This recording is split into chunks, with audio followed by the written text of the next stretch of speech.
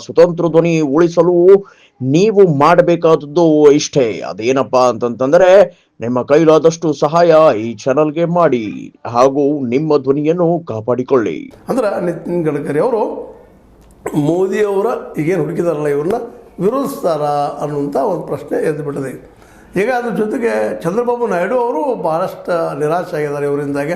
ಎಲ್ಲ ಕೊಡ್ತೀನಿ ಅಂತ ಹೇಳ್ತಾ ಬಂದಿದ್ದಾರೆ ಇಲ್ಲಿವರೆಗೆ. ಅವ್ರು ಬಯಸಿದ್ದು ಯಾವುದೂ ಆಗಿಲ್ಲ.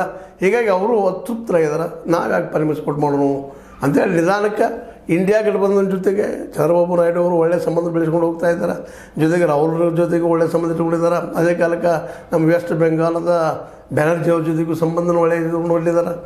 ಹೀಗಾಗಿ ಇಲ್ಲೇ ದೊಡ್ಡ ಪೇಚ್ ಬಂದ. ಮತ್ತು ಈಗಾಗಲೇ ನಿಮ್ಮ ನಿತೀಶ್ ಕುಮಾರ್, ಇಟ್ ಮೀನ್ಸ್ ನಮ್ಮ ಬಿಹಾರದ ಮುಖ್ಯಮಂತ್ರಿ, ಇವತ್ತು ಹೆಸರಿಗೆ ಮುಖ್ಯಮಂತ್ರಿ ಡೆಮಿ ಕ್ಯಾಂಡಿಡೇಟ್ ಅಂದರೆ BJP ಕ್ಯಾಂಡಿಡೇಟ್ ಇದ್ದಂಗೆ JDU ಅಂತೆಲ್ಲ ಒಡೆದು ಹೋಗಿಬಿಟ್ಟದಲ್ಲ.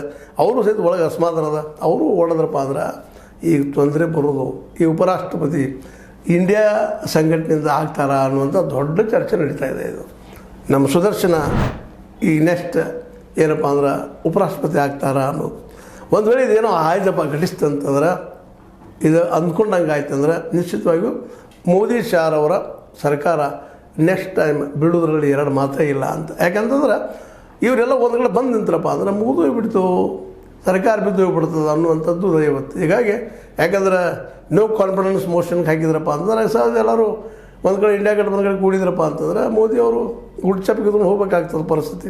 ಈ ಹಂತಕ್ಕೆ ಬಂದು ನಿಂತದೆ ಅಂತೇಳಿ ಧೈರ್ಯ ಸುದ್ದಿ ಮಾಧ್ಯಮಗಳಲ್ಲಿ ಅವರು ಮಾತಾಡ್ತಾ ಇದ್ದಾರೆ. ಆದರೆ ಇದು ನಮ್ಮ ಮೇನ್ ಮೀಡಿಯಾದಲ್ಲಿ ಬರ್ತಾ ಇಲ್ಲ. ಅಷ್ಟೇ ಮುಖ್ಯ ನೆನಪಿಟ್ಟುಕೊಂಡ್ರೆ ಅದು ಗೋಧಿ ಮೀಡಿಯಾದಲ್ಲೇ. ಗೋಧಿ ಮೀಡಿಯಾ ಮೋದಿ ಮೀಡಿಯಾ ಅಲ್ಲಿ ಬರ್ತಾ ಇಲ್ಲ. ಮೇನ್ ನಮ್ಮ TV ಗಳಲ್ಲಿ ಅಲ್ಲಿ ಚರ್ಚೆ ಆಗ್ತಾ ಇಲ್ಲ. ಇದ್ರ ಬದಲಾಗಿ ಇದೆಲ್ಲ